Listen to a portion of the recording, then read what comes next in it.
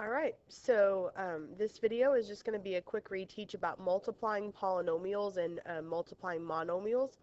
So if you'll notice here, this first problem we have 4 examples we're going to look at. The first one says that 4x times 3x squared minus 8x plus 5 minus 3x squared times 2x minus 4x squared.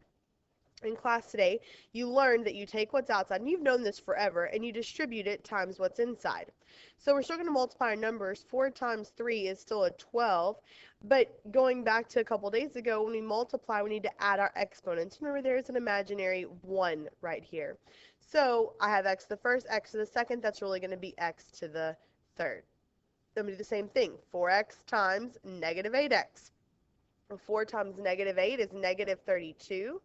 I have x times x, and that's going to give me a total of x squared. Then I have 4x times positive 5. So I'm going to multiply my numbers. 4 times 5 is 20, and then I am going to have an x on the end. Because my parentheses stops, I stop distributing. And then I have a new term over here that I need to distribute. Negative 3x squared. Well, negative 3 times 2x is negative 6x. And then I have x squared, and x, that's going to give me a total of x to the third.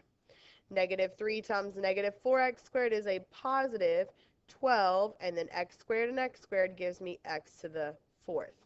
So before I finish this problem, I need to look to see if I can combine anything together. Remember, I can combine them if they have the exact same exponents. Well, I have x to the third, x squared, x to the third, and x to the fourth. So I ended up with 12x to the third and a negative 6x to the third. I can combine those two together. And when I do that, 12x to the third minus 6x to the third is going to be 6x to the third. And I've used this, so I'm going to mark them out. And then I have a negative 32x squared, and I have a positive 20x, and I have a positive 12x to the fourth. So this would end up being my final answer, all of this. Okay? So, and I cannot combine any of these together because while they all have x's, all of the exponents on the end are different.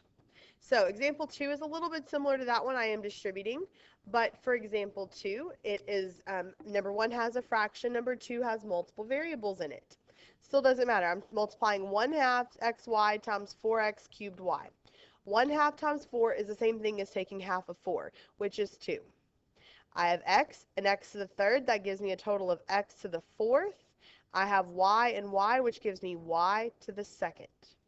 Distribute again. 1/2 times negative 8xy. Well, 1/2 of negative 8 is a negative 4. I have x and x, that's x squared. I have y and y, that's y squared. I'm going to distribute one more time. 1/2 xy times 4y. 1/2 of 4 is 2. I have an x. I don't have anything over here to combine it with, so I know I'm going to have x in my answer. And then I have a y, and together y times y is y squared. So I'm going to look to see if I can combine any of these together. And remember, in order to combine them together, they have to have the same variables with the same exponents. So all of these have xy, which looks great. They all even have y squared. However, this first one has x to the fourth. The second one has x squared, and the third one has x. So since those x's are different, I cannot combine them together. So this would be my final answer, all of this mess. Okay, so looking at example 3. This time I have two polynomials, which means I have more than one thing in each set of parentheses.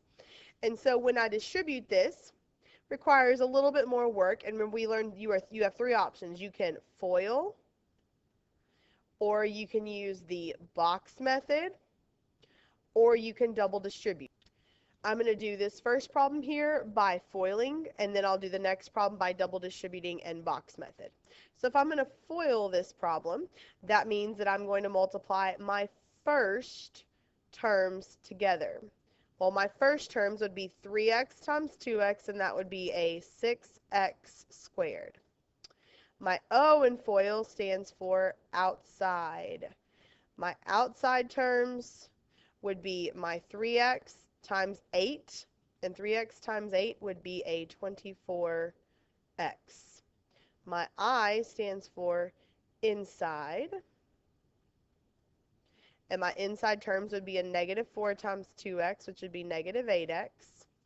And my L stands for last, and my last terms would be negative 4 and positive 8, which is a negative 32.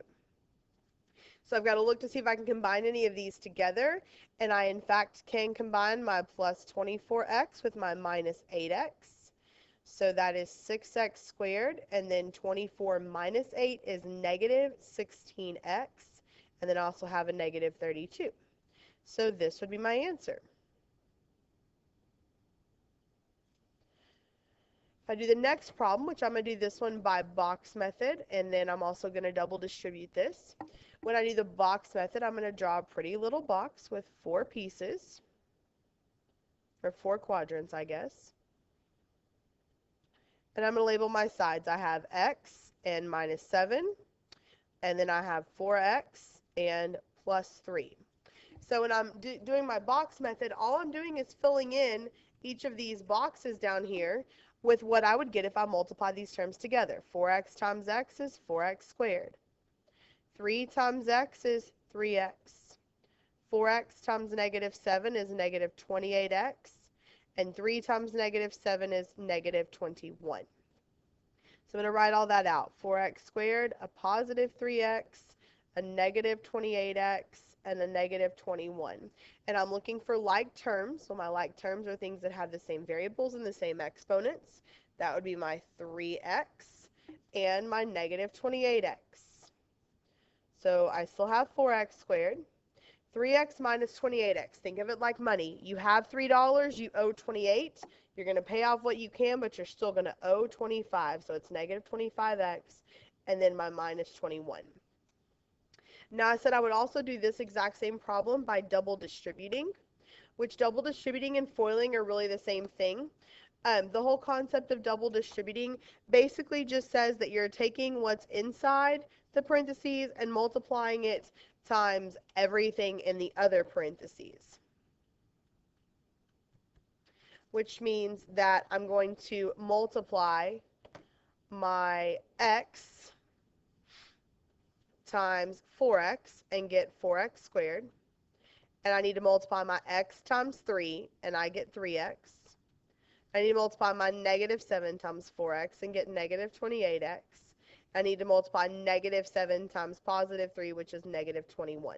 Again, I'm looking for things that I can combine together, and I can combine my 3x and my negative 28x, and 3x minus 28x is still negative 25x minus 21. So again, you can use box method, foiling, or double distributing on any of these problems that you have on your homework.